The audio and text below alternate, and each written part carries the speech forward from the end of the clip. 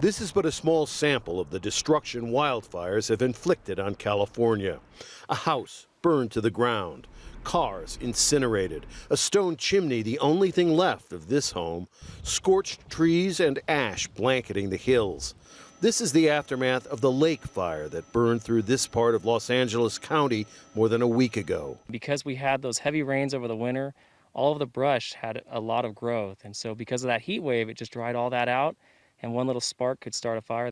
Fire officials say the lake fire is almost contained. The situation is far worse in Northern California, where the 8 million residents of the San Francisco Bay Area are being forced to breathe extremely polluted air and are essentially surrounded by a burning ring of fire. Huge blazes have charred more than 450,000 hectares, but firefighters were cautiously optimistic about making progress in containing the blazes.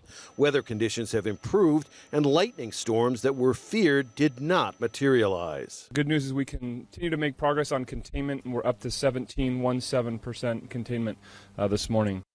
With that, we still have 25,000 structures that are threatened by this incident, and we can confirm that 330 structures have been destroyed by the fire. Robert McNeil lost his mother to the fire burning in Napa County. She was one of the most caring people that I've ever met.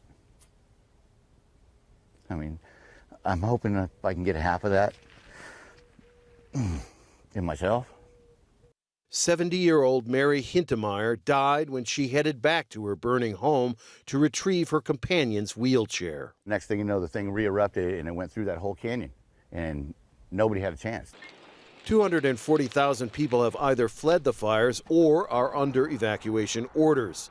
Mike Johnson watched helplessly as towering flames destroyed his house. It's kind of hard to process, and if I think too much about it, that's when you get emotional. 12,000 firefighters are on the front lines working long shifts in difficult, dangerous conditions. We're stretched thin all the way from Southern California to the Northern California. We've already sent troops that were here fighting fire on this fire. As soon as they could be released, they were released. They didn't even get to go home. They went straight to the fires up in Northern California. California's fire season started early this year.